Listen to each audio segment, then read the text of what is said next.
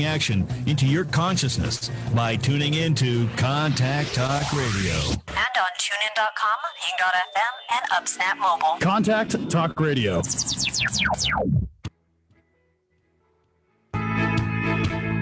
Welcome to Life Mastery with Todd Allen, the talk radio show that dives into the science of higher consciousness. Join Todd and his guests weekly at 10 a.m. Pacific Time and learn how to live a peaceful life with intentional mastery. Enjoy a survey of inspiring topics such as abundance, intention, health, manifestation, love, and transformation. It's all right here, leading authors, speakers, coaches, entrepreneurs with stories and messages to support your well-being, let alone your most evocative dreams. Hey, it's another groovy day, and that's because Jackie and I are bringing a great message your way. It's also groovy because when I got up this morning and decided to put my feet on the ground, I had already decided and determined that it was going to be a groovy day. So I started out that way. Things might change as I progress, but I always remember when my feet hit the ground, I started out feeling groovy, being groovy, and it was all going to be groovy. And I just resort back to that and continue on. It's kind of a cool deal.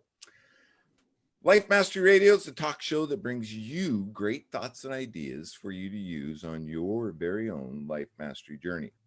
Before we get started, I always like to get myself centered and situated, and let's just focus a little bit on that which gives you power. What is it that you connect to? Could be God, could be Allah, could be the dude, could be that surfer dude on that crest, could be anything, the tree outside your window. Consciously think about that for a minute, and let's take in a deep breath. And just let that breath out with a nice big rip and just let your essence flow up through your speaker box and out into the universe. Let's do that one more time. In with a deep breath. This time, think about your dreams, visions, and goals. Another big let those dreams, visions, and goals just flow out into the universe. And here's the most important part. Allow the universe the opportunity to make those come true for you. Jackie's just got her eyes closed and kind of a half smile. Oh, there's that big smile. As always, I have my co-host with me today, Jackie Bailey from Jackie Bailey Speaks, or from the Speak Feed Lead Project. Jackie, welcome to the show. How are you, Thanks. My friend? I'm battling with technology. It's driving me nuts. I think that is what we do these days. I think computers and technology are one of man's greatest achievements or one of his greatest downfalls. And I think the jury is still out on the decision. I can't even talk today. Decision. Well, I don't know why it dislikes me so much. Yeah. I'm always kind to it. I appreciate it, but you know, I'm trying to get a new website launched for the Speak Feed Lead Project, and there's been a problem. I don't know what the problem is, but the side that currently hosts my domain says it's the other guy's problem. And the place where I'm trying to now host it says it's the other guy's problem. And I'm stuck in the middle, not knowing what I'm supposed to do about it. You were describing this to me, and this is what I heard. You said, I pay the new site, the money for the new site, and they take it. And then 10 seconds later, they return it back to me. And this has happened 3 times now, right? Yep. I think you're caught in the battle of the websites. I think that they're both competition and one's stealing another. And I'm guessing. I know. Just don't know how to put a stop to it. And like I said, I'm sort of stuck in the middle, and then they start throwing all this different language out at me, this technical language. I'm like, I don't know what any of that means. I don't know what I'm supposed to do here. And they're just sitting there silent on the phone, like, I don't know either, Mrs. Bailey. I don't know what to do either. Both those, I learned something a long time ago. There's profit and confusion, and baffle them with brilliance, and it usually works all the time. I think both our guests could identify with that. So tell us how things are going with the Speak Feed Lead project. You've got a lot of students coming up, summer's coming up. How's this all working? I mean, this is just amazing, the growth that you've been experiencing. It's interesting. I have 2 workshops that I'm giving today. The first one is to a grade 4 to 5 class, and I have 2 students in that class. Now, this is a persuasive speaking workshop, and we're supposed to have a debate, right? So I've got 2 students in the first class. It'll be an interesting debate. But in the second class today, which is grade 6 to 8, I have 11 students registered, and we're going to have a debate between 11, 5 people, 6 people, maybe on each side. And I'm thinking, how is that going to happen? So I might have to do 2 separate debates with smaller teams. But we'll just have to see how old it did goes. you say they were? The grade 6 to 8 class, so they're middle schoolers. It's like herding cats. It's fun. They're the sweet spot for me, the middle schoolers, because they're still willing to experiment and explore a little bit. They don't mind being embarrassed about things if they mess up or whatever. They have fun with it. But you get into the high school kids, and they're too cool for school, right? And they don't want to be perfect. They don't want to be embarrassed. Yeah, totally. Yeah. I get it.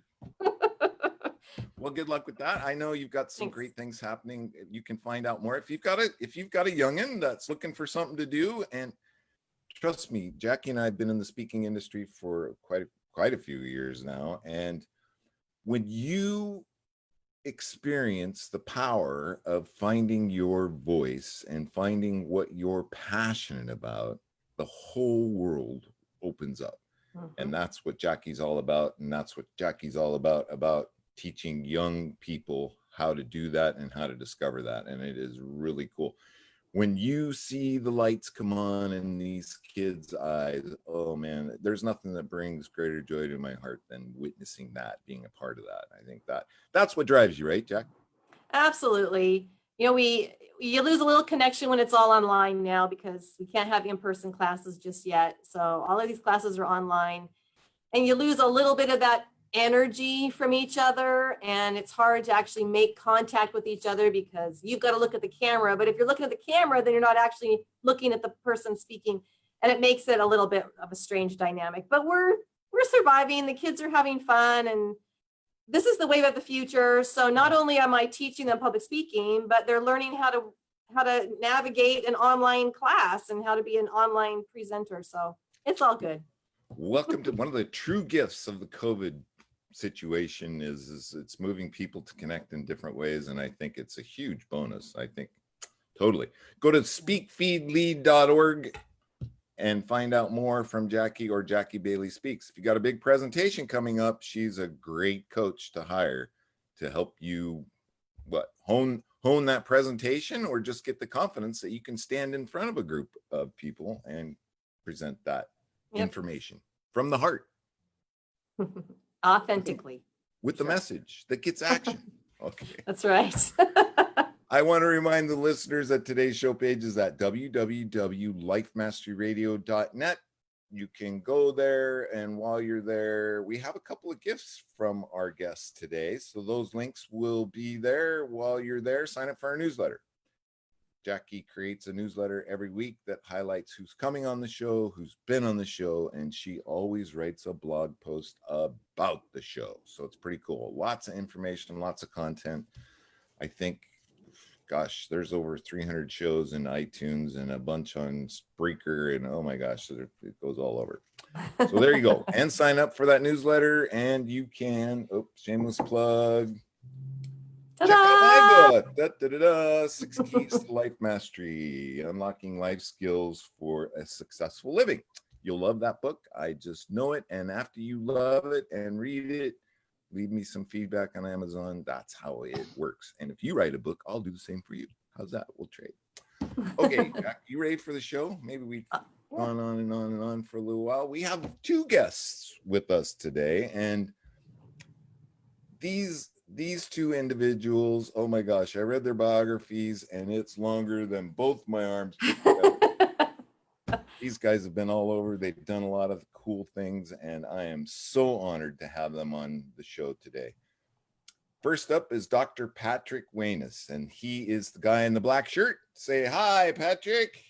Hello. He is Oh, a g'day. renowned human behavior expert who has appeared on news outlets as far as CNN, BBC, Fox News, and MSNBC, and is recognized for his subconscious rapid transformation technique. We might have to talk a little bit about that. He'll talk to us about things we can do to ease back into peace of mind, especially in these days. Things are a little weird, a little crazy. There's a lot going on. Our second guest, he's the guy in the white lab coat, which I think is so. I'm going to have to give me one of those. I'm in my lab right now. I need a white lab coat. Chris Burres is, did I say that right, Chris? Chris Burres? You did. Yeah, Chris Burres.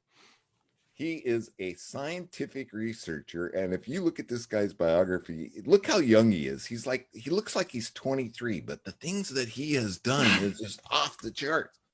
He is a scientific researcher who has pioneered the use of an astonishing molecule called SES60 that has some amazing properties, which include enhancing sleep, boosting immunity, and today he's here to relate the shocking story of how this molecule's ability were discovered by a Nobel Prize team, what role he played in its advancement, and what implications are for human health and longevity, and especially how it can maybe help you deal with what's going on today. Hey guys, welcome to the show. Did I pump you up big enough? Are you? I'm ready. Thank you, Todd. Thank you, Jackie, for having us here. You're welcome. So Patrick's in Florida and Chris is in Houston. Guys, how is it that a MacGyver and a Freud get together? Is it maybe a McFreud? How is it you two came together? We've been friends for quite a while, and we actually met in Houston a long time ago. And as it turns out, our missions and our core values are in alignment. And so when you meet people whose values are in alignment, there's going to be a connection. And then from there, there's going to be some sort of objective that you're going to achieve together. Yeah. And we've worked together over many years, and I've also done various training programs and workshops for Chris's companies. However, when the pandemic broke out, we both were on the phone, talking about what we're experiencing and saying, well, how can we actually help people, given what we were each individually experiencing? And so I said, well, here's what I can bring in terms of helping people to deal with the mental and emotional, the overall psychological challenges. And Chris could talk about how to help build your immune system. And the two are in alignment, not only because we're actually helping people through the same crisis, but because one aspect is dealing with your mind, thoughts, and emotions, and the other is also dealing with your physical body. Right. And they both obviously impact each other. And the Greeks learned this a long time ago when they said, healthy body, healthy mind. And more than ever, because of the poor way that we live and conduct ourselves, we now recognize, particularly when we get sick, the significance of the link between the body and our thoughts and our emotions. And when the pandemic hit, it became really apparent that, wow, the external world can affect our internal world and then affect our body. Yeah. Chris, Patrick said something, and he said, I've helped with Chris's companies. How many do you have, mister? And what drives you? What is it that you keep creating all these things? Well, so I have a couple of companies. The really kind of my two focuses right now are this ESS60 molecule. It's been my focus since 1991. So I am a little older than the 23. Thank you. I will send the appropriate tip. I think it's well maybe $5 for every year you undercut it. Is that? Well, maybe it's proof how effective ES how good the product is. I mean, and then I do another company, and this is kind of in terms of personnel, a larger company Patrick's helped me with. Is an internet marketing agency in Houston, and really those are my two focuses. in reality, I've got a CEO who's managing that company, and my focus is I'm here, 40 plus hours a week, working on ESS 60 and kind of sharing the message. And you asked like what specifically drew Patrick and I together on this one project. There was one day I'll often have a conversation with him while I'm driving home, and I just told him, he was like, "How are you feeling?" And I'm like, "I'm actually a little tired." And I said it like very surprised, in a very surprised way. And he was like, "Chris, you do realize like everybody on the planet is tired, right? Like everybody's not sleeping well. Like this is, you shouldn't be surprised that you're a little tired." And it was kind of in that moment we're like, hey, well, let's do something about that. I've got this ESS 60 molecule, and we can talk about it and its positive impact on sleep. And Patrick is just so good with emotions and helping guide people through emotions. They actually not only put together this 1+ hour book on the 7 emotions that you need to overcome right now, that people are struggling with right now, but also put together a meditation file. And so that's really why we're here today. How can we give back to, in this case, your audience? Yeah. And those 2 products were created, I created them specifically in response to the pandemic. So as soon as we had this conversation, I said to Chris, yeah, I can probably complete the audiobook in about 7 days. And I'll need a few more days to do the guided meditation, because I like to listen back to it and keep adjusting it until I feel it's ready to be presented. Look at that, Jack. It's like 15 minutes after the hour and they already let the cat out of the bag. No. Well, I find it's interesting. Last week our guest was Master Ming Tong Gu. He's a Qigong world master. And he was telling us about how much our heart, mind, and body must be in harmony with each other. Yeah. And you guys are bringing that same philosophy, just from different perspectives here. Yeah, that you're dealing with helping people understand their emotions, why they're feeling it, how to deal with it, and how to not let it affect you physically. And then here's Chris with this great new invention, or maybe discovery, I guess I don't know the correct word, that is going to allow us actually to benefit our body and enhance our health. And so it's really amazing that so many people right now are trying to help in the fields where that they master. They're helping everybody through this time. And it's and in listening to Patrick's meditation and in listening to the book, I recognize that there's a lot of those emotions I've been feeling that I really hadn't even identified. Because I feel like in some ways the pandemic hasn't affected me all that much. And yet, as I was listening to his describing some of these emotions, I thought, maybe it actually has. And maybe I'm feeling things physically that I don't recognize as an emotional trauma, actually. Maybe so speak to that, guys. Very interesting. That some of the things you're noticing that are sneaking up on people, because this is what Jackie just described. This is really happening. I know I felt it myself. Things just kind of sneak up. We don't really realize it. And then all of a sudden, boom, we're a little depressed. We're not sleeping. We don't know why. Think, in the case of the pandemic, it was more than a sneak up. I think it was more like you were hijacked or someone just jumped you. And Jackie's listened to the audiobook, so she understands what I'm going to talk about. I identified sort of 7 umbrellas of emotions that everyone's primarily experiencing. And without going into all the 7, I'll go into sort of the top 2 or 3. Pick the ones you like. Yeah, for sure. Well, I think that the one that everyone will relate to immediately is fear and anxiety. Because as soon as there's dramatic change, we feel destabilized. We feel like the floor's being pulled from underneath us. We don't know what's going to happen. There's uncertainty, there's instability, there's insecurity, there's a sense of a loss of control. What's going to happen? Am I in control of my world? Is the government in control? Is this authority in control? Who's in control? And the information that's coming is conflicting, it's contradictory, it's changing constantly. So there's no sense of security or stability. Even today, Patrick, we're being bombarded with conflict. And it's this guy says that, and that guy recommends this, and he said this, and the experts say that, and oh my gosh, it's mind-boggling. So fear is the first one that comes up because we perceive everything that's happening as a threat. Yeah. So when our mind perceives it to be a threat, it automatically triggers the fight or flight response, fight, flight, or freeze. And what that means is your body's going to go through physical changes. And the first thing that it does is it suppresses the immune system. And it also releases certain chemicals to block out pain. That's why Jackie says, well, maybe I didn't notice it. Because what your body's preparing itself to do is either to run or to fight back. And that means that blood's going to rush to the hands, to the outer limbs, so you can run, you can defend. Your heart increases, your heart rate increases, your blood pressure goes up, your digestion stops. Because your body says, we don't have time to worry about the immune system. We don't have time to worry about digestion. We just have to get the heck out of here, or we have to fight this big bear.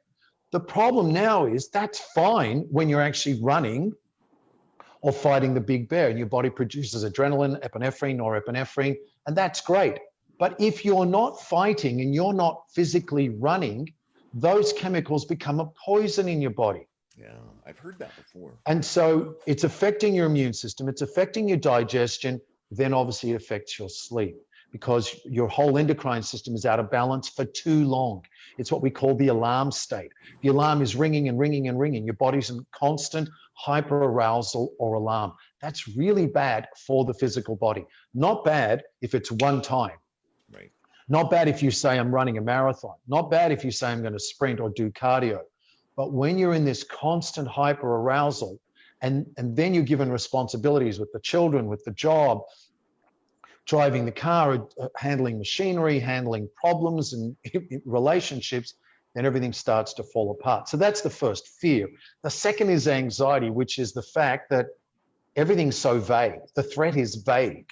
We know that this is shut down and you can't do this and you can't do that and you should wear a mask and you shouldn't do this and you should stand away, but it's all vague. We don't see it. It's not tangible.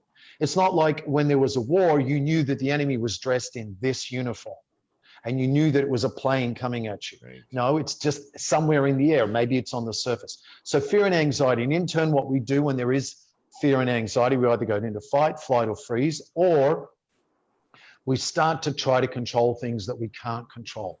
And then that creates a whole host of other emotions of frustration and potentially anger and blame, etc. So I think that the primary emotion that everyone's experiencing is either fear or anxiety. Then the second would be sadness. And sadness, sorrow, and grief fall into one umbrella. And that's when suddenly you lose things you had. Perhaps you lose a lifestyle, you lose connection with friends, you can't see friends, you can't go out for 3 months. I live in front of the beach in Miami Beach. For 3 months, I couldn't go out to the beach because the beach was closed off, and they're going to do it again for the weekend of July 4th. So suddenly things are being taken away from you. There's a sense of loss. There's a sense of a loss of freedom. You can't do here, you can't go here, you can't go there, this place is closed, etc. As soon as there's loss or dramatic change, even if it's change you wanted, you will experience grief. So even if you go through a divorce and you say, I'm glad to be out of that divorce, you're still going to experience grief because it was part of your identity. It was part of a routine. It was part of a habit. You had an emotional connection, an emotional association. So here we are, that everything has changed so dramatically. There's such extraordinary disruption. Yes, quickly and dramatically, in fact, rapidly and dramatically, that we are struggling to know, where do I fit in? What is my identity? What am I supposed to be doing? And that was the actual sort of trigger for the entire book. And then I talk about other emotions such as guilt and shame and depression, because I think quickly I'll mention depression, because rumination is when you are constantly repeating the thoughts in your head and you're not making a decision and you're not focused on the solution. No action. Right. So yeah, so that's all there. That's some of the things that I talk about in the book. And I think Jackie will vouch for this, that yes, I explain to you very clearly and succinctly what is the emotion, what is the impact it has on you, and then I present action steps about, well, what do you do to deal with these emotions? It's fantastic to say, okay, I validate, I acknowledge, I accept that I'm feeling sad. Step one, Now what? Excellent. Now what? Yeah. So then you've got to have an action step. And that's why I Right. presented in the audiobook specific things that you can do. And our emotions during the pandemic are shifting. So one of the chapters that I didn't think was going to get a lot of traction, or I didn't think would be that applicable because it was that early in the pandemic when I created it, is now the primary emotion most of us are feeling, AKA anger, and for some, rage. When I wrote that, no one was feeling angry because everyone was feeling afraid. But the fight or flight, we now have gone for various reasons, whether it's the protests or, whatever it is that's happening right now, it's shifted our emotion from fear to anger. People want to protest, people want to counter protest, people want to do this, people want to do the opposite. And we're all now experiencing anger. So I say, as far as anger is concerned, does the anger serve you?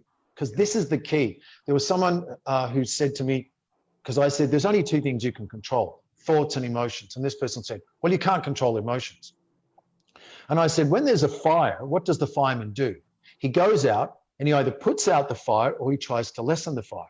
The fire was there, but by putting out the fire or knowing how to respond it, he's actually controlling the fire. Our emotions are very similar.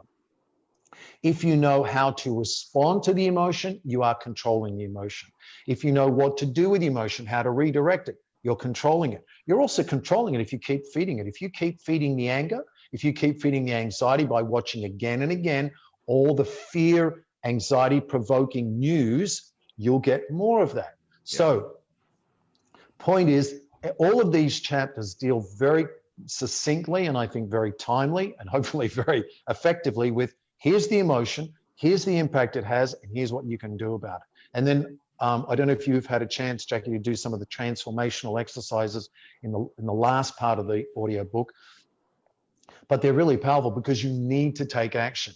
And if I can just do this, and then I'd like for you to please ask your questions. And we do have some great tips that I know, because I could talk for 2 hours. No, you have some great information, Doc. And I think it's just really good that you're well, letting it all one out. more thing I want to add, which I haven't said on any other interviews, because I'm actually writing a newsletter on relationships, how to survive and strengthen relationships. One important thing is to recognize what new emotions can you bring up in you. So we're experiencing fear and anger and sadness and rage and guilt and blame, etc.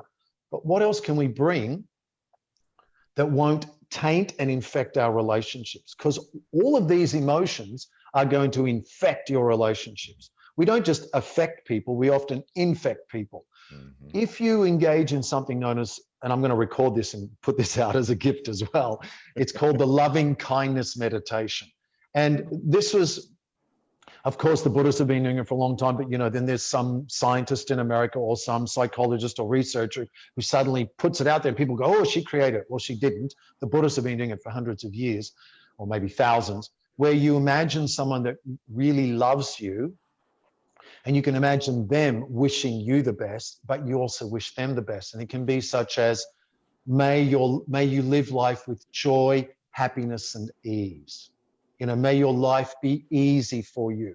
Now, the reason that's so important is when you are just thinking of someone that's special in your life, could be someone that's passed, and you're thinking, could be like Chris, Christopher, could be his father, my father, who both passed. If you think about that person and you think, may you rest in peace, may you feel at ease, may there be joy, you're creating those feelings in you, the happiness, the joy, and the ease. Now, contrast that with all the anger and the rage and the sadness and the pain, and now you can really shift your entire physiological state. You can shift your thoughts, your emotions, and your biological responses. Yeah. It was explained to me once, Patrick, that especially with fear and anxiety, if you're stuck on the thought that there's a guy in the closet with a knife, he's not really in there, but yet our minds have the ability to really think and really believe and affect the rest of our body that is true. There is no real difference between that created understanding or the real thing, and the body reacts to that. That's because your brain doesn't know the difference between a real and an imagined experience. Exactly. The imagined experience begins before that imagined experience comes the thought. The thought is there's someone in the closet. Now I imagine that, what it looks like that there's a person in the closet, what they might do. And now my brain says we're actually experiencing it. So then it enters the body. Amazing. And it's, so just with what you were talking about, the other thing that came to my mind was taking no action is taking action, right? If we don't do nothing, that's doing something. Well, people say you got to make a decision, but not making a decision is making a decision. It's the decision to do nothing. So it's the Okay, same. Chris, you have 2 minutes for your rebuttal. You know, the only thing that I would add, Patrick usually brings this up, and I think it's really important when it comes to emotions. He talks about it in his book, and that is, you've got to accept that it's okay to feel the emotions, right? We live in a society where, you know, we're striving and, you know, how can I be positive all the time? And how can I push away negative emotions and, or agitative emotions? And in reality, like the first step is like, recognize that there's a fire. This may not be a great example, but to piggyback off of Patrick's example, recognize that there's a fire, and it's okay that that fire is there. Right? Because it is there, and recognize that that's okay. What are you going to do next? Right? Yeah. That's that reaction to the emotion. And then you look at, you know, there's a phrase that I've kind of coined about this whole situation that we're in, these 7 emotions that are problematic for us right now, and their impact on sleep. It creates this horrible emotional sleep spiral. Right? Where you've got emotions going on, they're keeping you up at night. You're not getting enough sleep. You need to get, 7+ hours of sleep, and you wake up in the morning and there's this unfortunate thing that the human brain has or doesn't have. Unlike a cell phone will tell you how much signal you have and how much battery you have. Your little brain, you don't have this little meter that says, hey, you didn't get that much sleep last night. You're probably not going to handle your emotions very well today. So just try and go through the day and understand that you're not, operating at 100% emotional response mode, right? And so that can cause additional problems, and it can cause problems in relationships that you have. And then that doesn't help you get better sleep that night. And then so you continue this horrible emotional sleep spiral. But I think we're all feeling so many very different things, and they're impacting our sleep. And I think as a society, we understand that sleep, I mean, most people say, yeah, sleep is good for your mental, physical, and emotional well-being.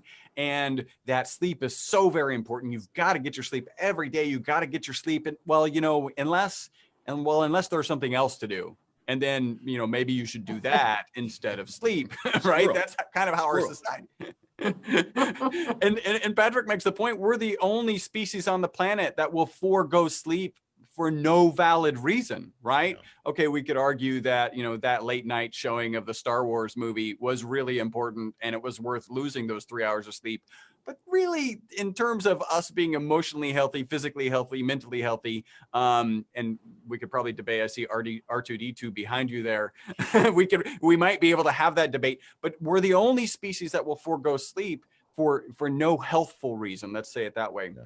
And so I think, I want to jump in there too, Chris, to say we also forget how, and Chris might build upon this, how significant sleep is. And we can talk about some of the processes that sleep, some of the functions and benefits of sleep. But here's an example. A doctor, a surgeon who's had less than 6 hours of sleep has a 160% increased risk of making a mistake. And if you go, and I don't know if it's a full 24 hours without sleep, you are equivalent to someone that has 0.1 blood alcohol level. So think about it. If you have a driver, an Uber or Lyft driver who hasn't been sleeping well over a couple of days, it's not safe. So sleep does perform a really critical function, as well as building our immune system, as well as helping us to process emotion. So Chris can talk about the significance of sleep. And we also, specifically came up with, and I did put in the audiobook, but I know it'd be great to get it out now, some of the tips that we have for people to sleep well. Let me just take a minute and remind our listeners that you are tuned into Life Mastery Radio with Todd and Jackie, and we are being broadcast on the Contact Talk Radio Network. Our guests today are 2 very inspiring individuals that have a great message. And I think, Jackie, we're going to have them back on because there's there's a lot more that we could probably talk They're, about. they're too smart. My brain is filled up. I can't take anymore. We gotta That'll tone help it you down, sleep. guys. I'm like in overload. No, I'm just kidding. Our Dr. Patrick Wanis, he is a world-renowned expert on behavioral therapy and specializes in the areas of sexuality, interpersonal relationships, trauma, and human motivation. And down there at, well, I don't know how you see it, but there's Chris.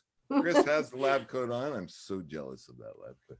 Chris is a research engineer and scientist whose primary mission is to help people live longer. Oh my gosh, you're going to be a billionaire.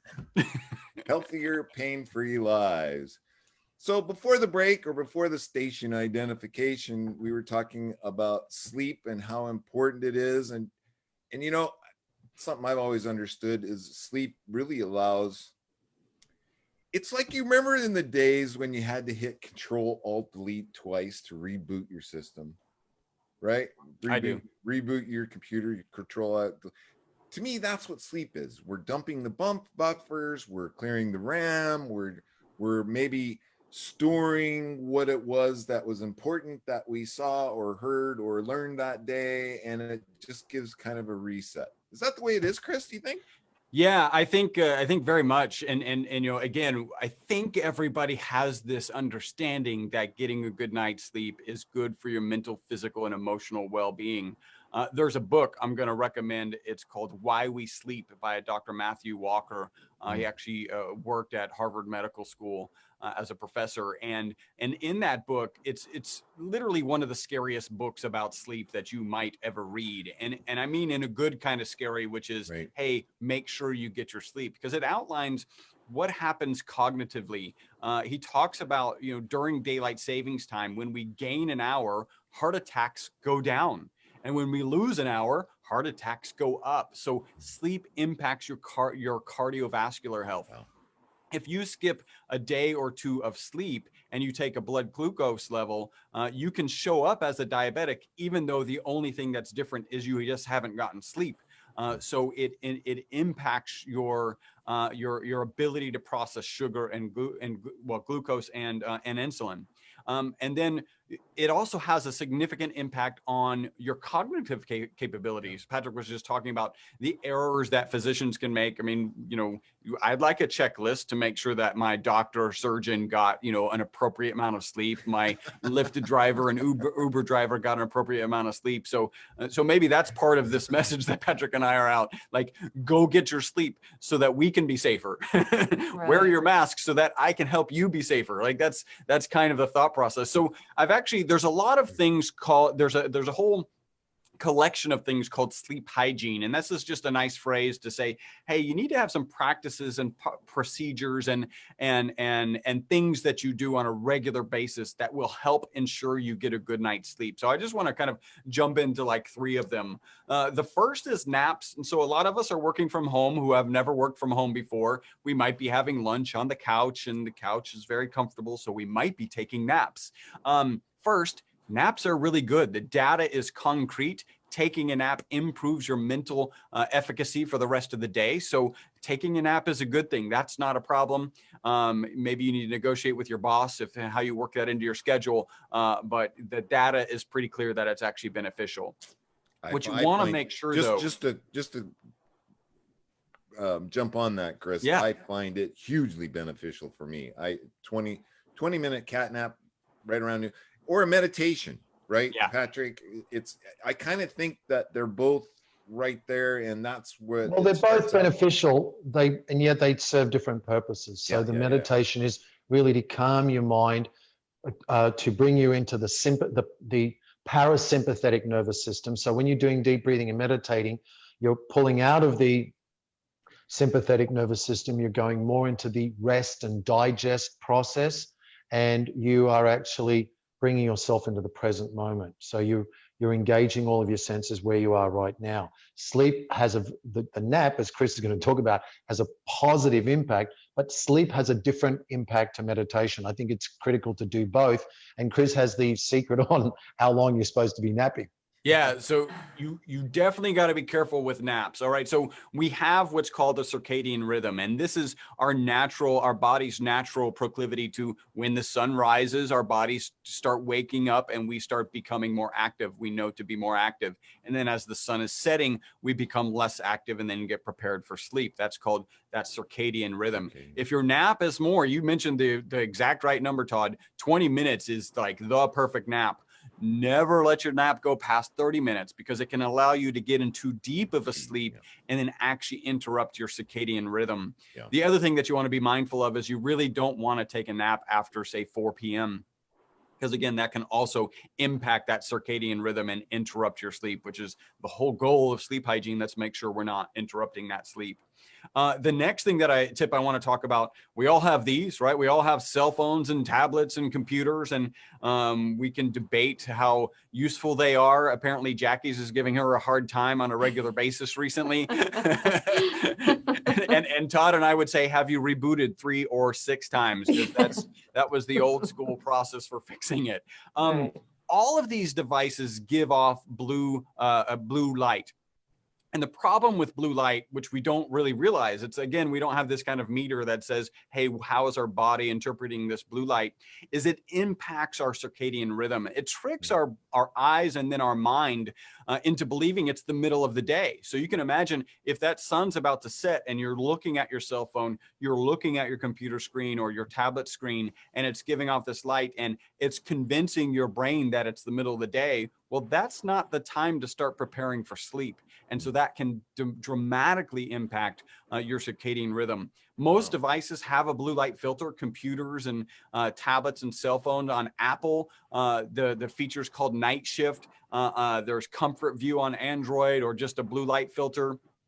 My recommendation is about 1 to 2 hours before the sun sets, wherever you are, go ahead and get that blue light filter on so that you're not going to trick your brain into thinking it's the afternoon. I know Patrick actually leaves his blue light filter on all day so that it just doesn't have an impact. Unless, I don't know if you can see the photos, he's got some photos behind him when he's working on those. He's obviously not doing that work with the blue light filter on, because that'll impact how they look. One of them's kind of blue.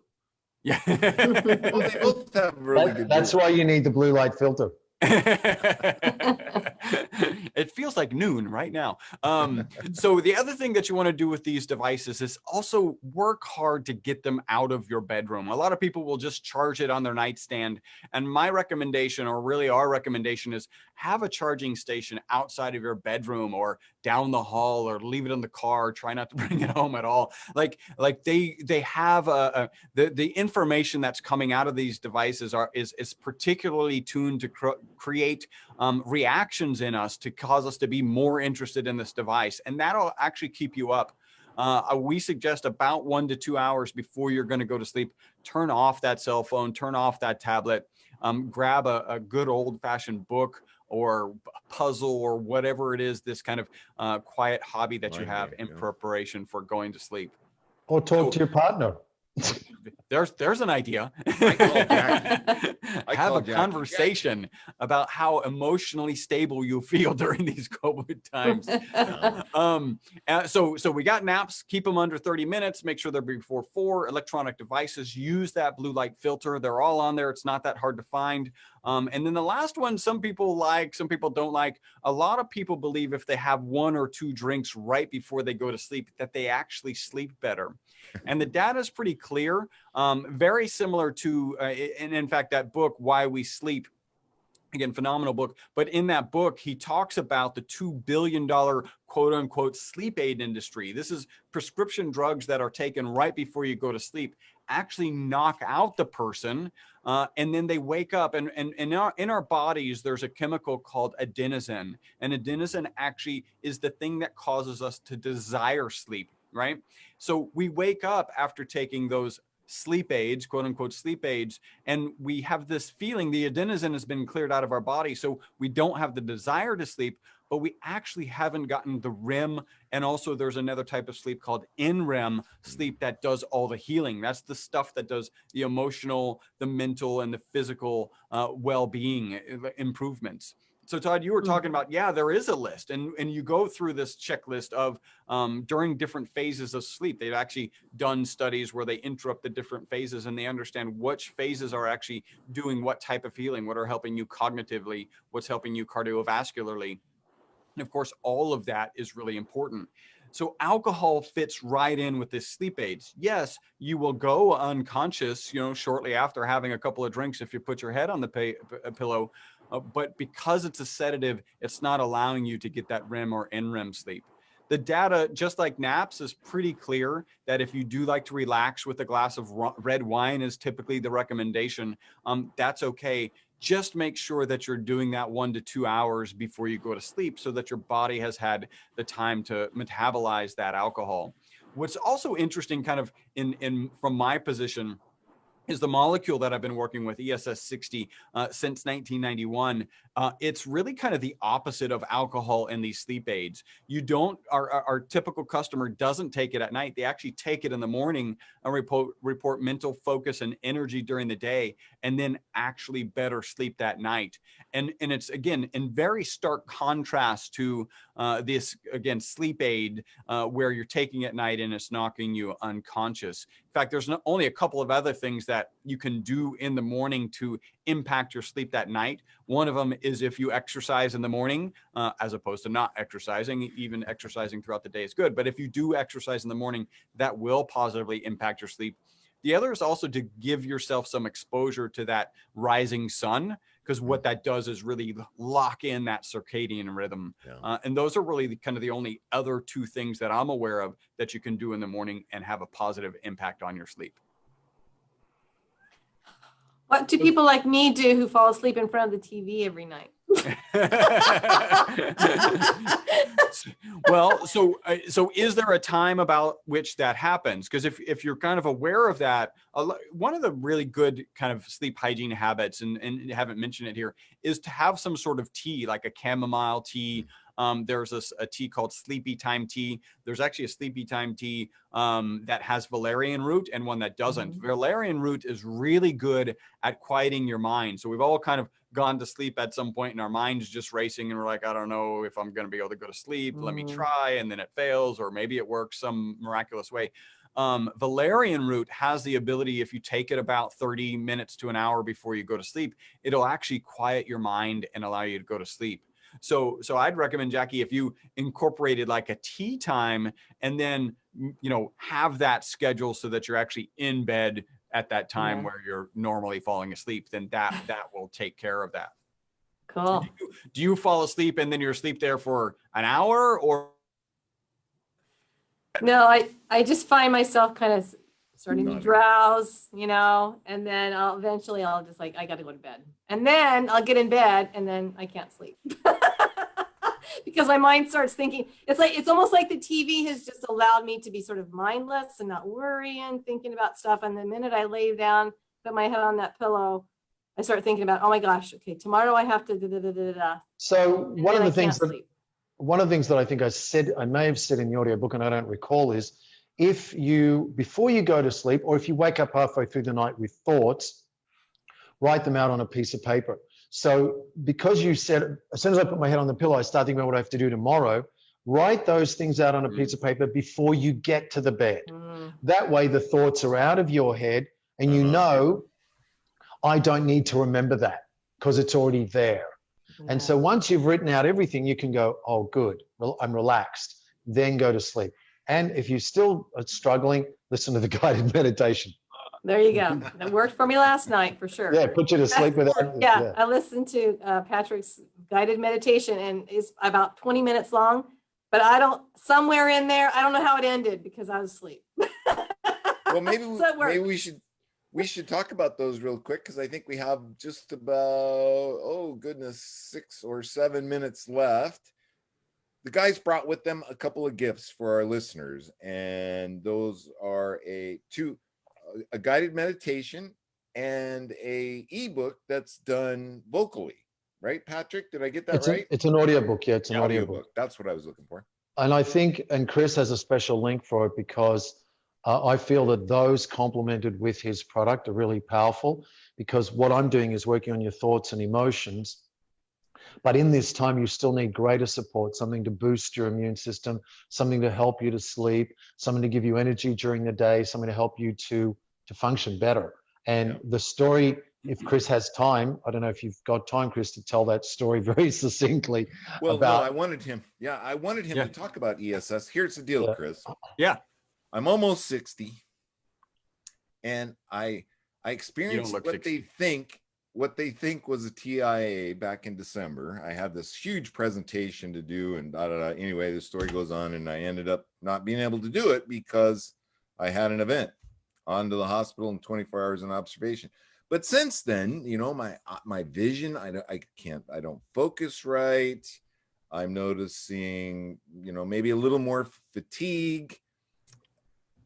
Is that what this molecule is all about? It seems fascinating to me that this is actually a carbon nanomolecule. Is that right? That is correct. I'll talk a little bit about the history and then talk about why I'm going to send you a couple free bottles, and you can tell me how it's impacted you, both you and Jackie. There you go, Jackie. I can tell you that I used to take naps on weekends, a lot of naps on weekends. And since I really started in the beginning of 2018 taking my product, those naps have just stopped. I can still sit on the couch and watch TV, which is kind of, I think Jackie would agree, like the perfect synergy of, hey, now it's time to just doze off. But I'm not falling asleep in situations where I used to. Really, I started manufacturing this molecule in 1991. It was discovered in 1985 here in Houston at Rice University. And the three professors who actually discovered it won the Nobel Prize for their discovery in 1996. I know we're on the radio, and anybody who happens to be watching this, I'm holding up a model. And the best way to describe this model, if you're listening, is imagine a soccer ball where the lines on the soccer ball represent the bonds between the carbon atoms. So you have this spherical molecule of 60 carbon atoms. And that's what they discovered at Rice University and ultimately won the Nobel Prize for that discovery. Now, because they won the Nobel Prize, they kind of won the Nobel Prize because the scientific community figured this was going to be a very important molecule, obviously, and that it would be used eventually ubiquitously in our society. Anytime that's true, you want to do toxicity studies, because if man is going to be working with this and putting it in different products or different solutions and medicines or whatever, you've got to have an understanding of what it's like to work with it. So they actually published the results of a toxicity study. Again, they assumed this soccer ball shaped molecule was going to be toxic, and they published the results in 2012. And it turned out they gave rats water, rats olive oil, and then rats olive oil with ESS60 in it. Instead of being toxic, those rats lived 90% longer than the control group, and none of them died with any tumors, right? And so kind of talking about, you know, the questions you have in about 2018, actually late 2017, a guy with a big YouTube following started talking about all the benefits he was getting. We come into 2018, we're selling more of this product. At the time I'm making this decision, I'm not supposed to be a supplement guy. I'm not supposed to be selling supplements. I'm a carbon nanomaterial scientist. I've been doing this since 1991. So I asked myself kind of two questions. The first is a moral question, and then the next is a legal question. I take it, my wife takes it, everybody on my team takes it, so I'm comfortable selling it. And then with the FDA and the FTC, you've just got to follow their guidelines, which we of course do. Really about 9 months of 2018, I kept getting phone calls just of people giving amazing testimonials like solving the problems that you mentioned, Todd. And I'm like, so as a human, let's say, Todd, you were giving me this testimonial. As a human, Todd, I believe you because you're telling me, and I believe that's your experience. But as a scientist, I'm like, I want more data, right? Like, what do I do with this information? Of course, it did make those rats live 90% longer, and those rats died without tumors. And you would kind of expect something that almost doubles the lifespan of a mammal to have positive benefits, right? It shouldn't just be like this. By the way, I always like to joke, in that publication, they didn't describe the rats as having lived with little walkers and little oxygen tanks, you know, for this 90% extension of life, right? And you mentioned earlier that I might be a billionaire because I'm focused on longevity. What's crazy is if you ask the average person, and I have lots of conversations like this, do you want to live longer? The usual response is no. No, right? I know. I've heard that too, Chris. It blows me away. I'm like, huh? There's Yeah. so much more to do. And then if you say, well, what if you had the same mental capacity and the same physical capacity that you have today? Again, I would think that it would shift to 100% yes. It still doesn't. There's still some people who don't necessarily want to live longer. That's okay. But that significantly increases because as a society, we just assume living longer means living with that walker and that oxygen tank. And so, oh my gosh, guys, I got to jump in here because we are out of time. I had a blast. I hope you had a blast. I want to remind our listeners that the 2 free gifts from these two are at our show page at www.lifemasteryradio.net. Check them both out. Get both those free gifts, audiobook and a guided meditation from Patrick, and a link to the ESS 60. It sounds like a ESS 60. Chris's website, and I think it's called Vital C. Is that right? Yeah. Vital C. Yeah, you'll probably put this link, but at myvitalc.com/life mastery will get them directly. They don't have to give an email or anything to get those audiobooks. Have Cassandra send me that link so I make sure I have it, Chris. Absolutely. Can you do that? Yeah. And then if you want my email, just get it from Cassandra and we'll all. Well, I want your address. Gosh, I'm going to get you a couple bottles. Cool. Nice. Thank you guys for coming on the show today. I hope you're open to coming back because I think there's still a lot more. Maybe we'll organize it to get you guys individually because you're so fascinating and interesting and sharing the time. I think we just ran out of time, so it's kind of cool. But it was cool to have you both. So thanks again for showing up and being yourselves today. Thank you. That's about all we have time for today. I hope you enjoyed the show. The only thing that you can do for me right now is tell a friend on how cool it was and how much fun these guys had. I thought this was really cool. I think Jackie had fun, Patrick had fun, and Chris had fun. I can speak for them. Lastly, please check out the website. Check out these guys' wares. I mean, it's some really, really groundbreaking stuff that can make a difference in your life mastery journey. Lastly, make it a great day because you're going to choose to check those things out and you're going to choose to make it a great day. Bye-bye for now. Thank you for tuning in to